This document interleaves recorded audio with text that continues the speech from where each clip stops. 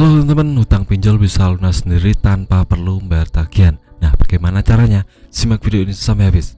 Assalamualaikum warahmatullahi wabarakatuh. Bagaimana kabar teman-teman? Semoga tetap sehat selalu, tetap dapat rezeki yang banyak untuk bisa melunasi semua hutang-hutang pinjolnya dan terbebas dari yang namanya hutang riba. Amin amin ya rabbal alamin. Nah, di video kali ini khusus saya akan bahas hutang pinjol bisa lunas sendiri tanpa perlu membayar tagihan. Bagaimana caranya? Nah, ini ada banyak sekali cara-cara yang bisa dilakukan untuk bisa melunasi pinjol tanpa perlu membayar tagihan. Nah, saya catat di sini ada dua cara yang paling penting ya teman. Yang pertama, teman-teman bisa hutangnya pinjol lunas itu jika teman-teman masuk dalam pemutihan hutang pinjaman online.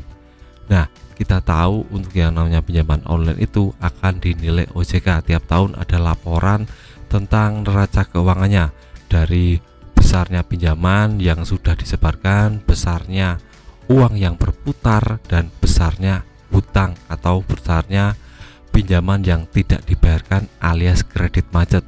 Nah, ini bisa menjadi salah satu andalan untuk OJK tidak memberi izin kepada aplikasi untuk beroperasi. Jadi pihak aplikasi pinjaman online juga memutar otak agar yang namanya neraca keuangannya sehat dengan memanipulasi data. Nah, salah satunya dengan pemutihan pinjaman online.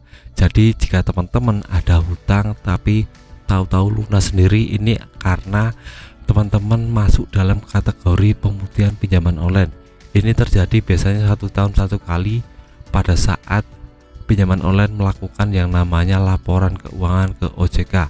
Ini bisa teman-teman tahu jika teman-teman sudah punya pinjaman online. Itu biasanya yang lunas itu yang pinjaman kecil-kecil, misalnya 500.000, 300.000, itu juga akan lunas dengan sendirinya karena masuk dalam kategori pelunasan pinjaman online atau pemutihan pinjaman online. Tapi ini tidak semua ya teman, jadi cuma probabilitas, jadi cuma kemungkinan. Jadi tidak semua yang punya hutang pinjaman online bisa lunas sendirinya, itu cuma sedikit sekali dan itu juga cuma kemungkinan. Jadi teman-teman boleh berharap boleh tidak, tapi banyak teman saya yang mengalami ini. Tahu-tahu tiba-tiba hutangnya lunas dengan sendirinya karena masuk dalam kategori pemutihan pinjaman online. Nah, itu yang pertama ya teman.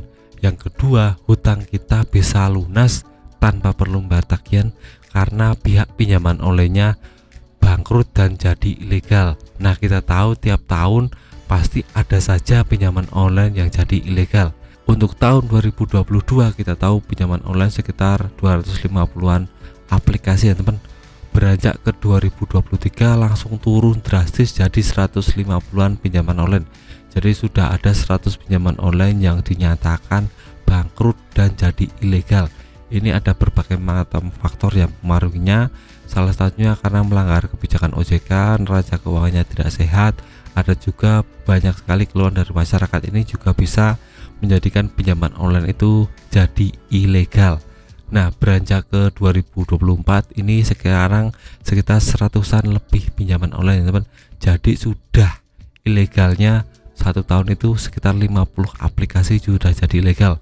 Jadi ke depan mungkin akan banyak sekali pinjaman online yang jadi ilegal lagi karena tiap tahun ada saja pinjaman online biasa legal yang jadi ilegal.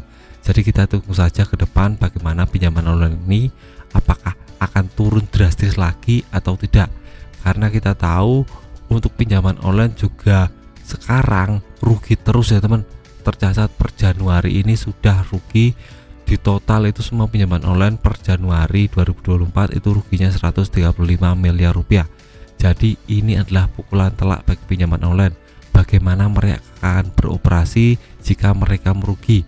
Karena kita tahu peraturan OJK terbaru Januari 2024 tentang keuangan, tentang bunga dan denda yang diturunkan drastis, itu menjadi pukulan telak buat pinjaman online karena tidak bisa mengambil untung yang banyak. Karena kita tahu peraturan OJK ini wajib dijalankan, jadi tidak boleh yang namanya melanggar peraturan OJK. Pinjol juga harus menerapkan ini walaupun perih sekali ya teman.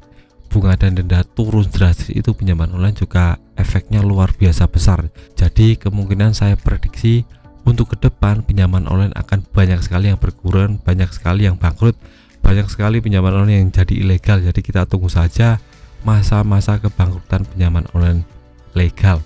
Nah, itu saja video saya singkat tentang bagaimana cara membayar hutang pinjaman online, melunasi pinjaman online tanpa perlu membayar tagihan.